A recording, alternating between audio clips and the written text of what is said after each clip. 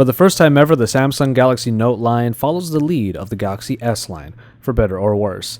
It's Joshua Vergara from Android Authority. What's going on, everybody? And here is your first look at the Samsung Galaxy Note 5.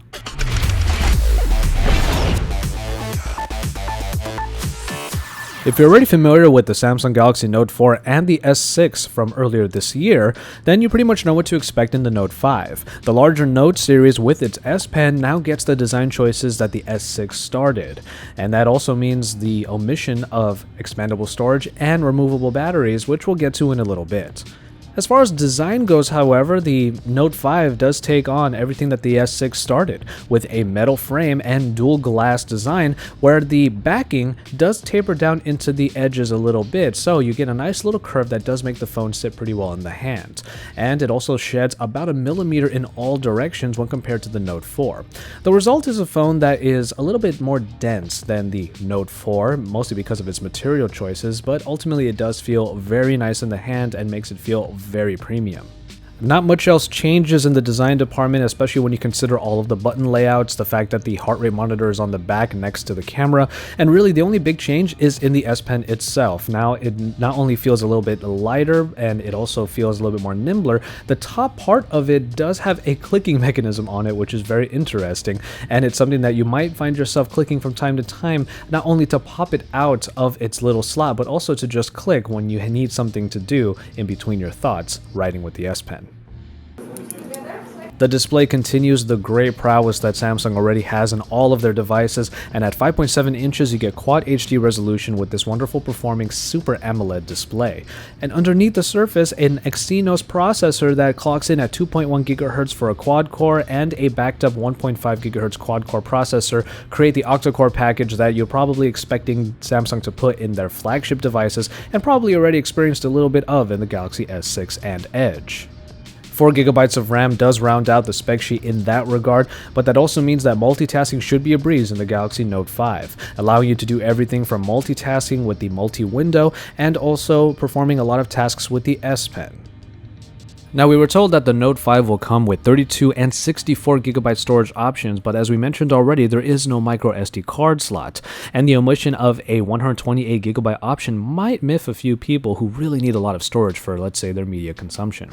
But however, the returning features also include the fingerprint scanner up front and the heart rate monitor that is on the back, both being touch applications, of course, and they still both seem to work quite well for their main applications. And of course, with the battery, 3000 milliamp hours is the capacity that you'll get in the unit here, which seems a little bit paltry for a larger device, especially when you consider that 3500 milliamp hours did appear in the Samsung Galaxy S6 Active, which is a smaller device. So we're hoping that the optimizations found within will still allow this phone to go the distance, and we're really crossing our fingers for that.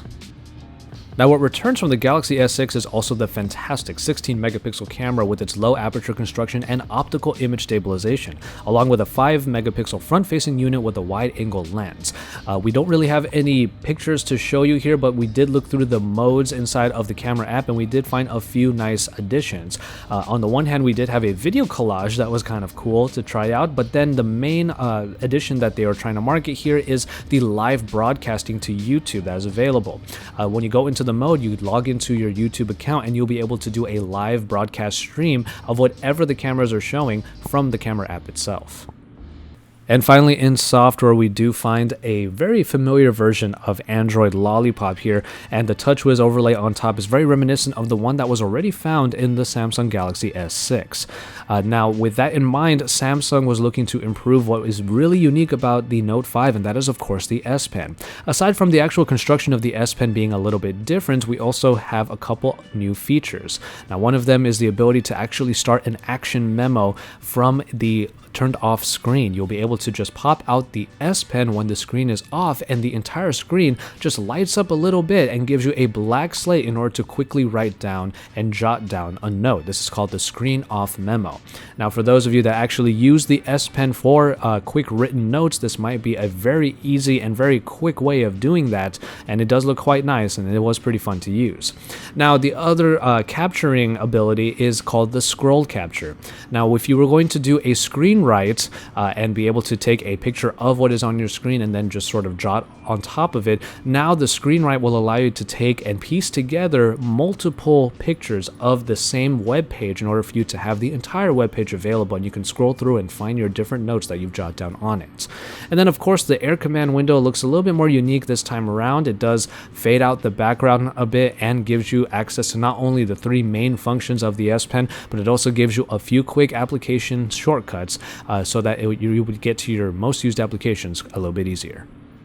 Now, there are pros and cons in taking on the Galaxy S6 design, and while we do think that it makes this new Note device feel even more premium than before, it does omit some features that we were expecting or at least hoping that the Note line would continue to have. And without expandable storage or a removable battery, we can't help but think that some Note loyalists are going to feel a little bit miffed in this new iteration. But really, with all of the features that are found inside, it really shows that Samsung has really reached a very far point in their smartphone game, and with the great Galaxy S6 that we already liked so much, we can see those enhancements already making the Note 5 a pretty great device to have, and we can't wait to put our full review treatment on it when we get our hands on a review unit. So keep it tuned to Android Authority for even more about the Samsung Galaxy Note 5. Check all of our quick looks at this channel for our verses, and from there, keep it tuned to AndroidAuthority.com for even more, because we are your source for all things Android.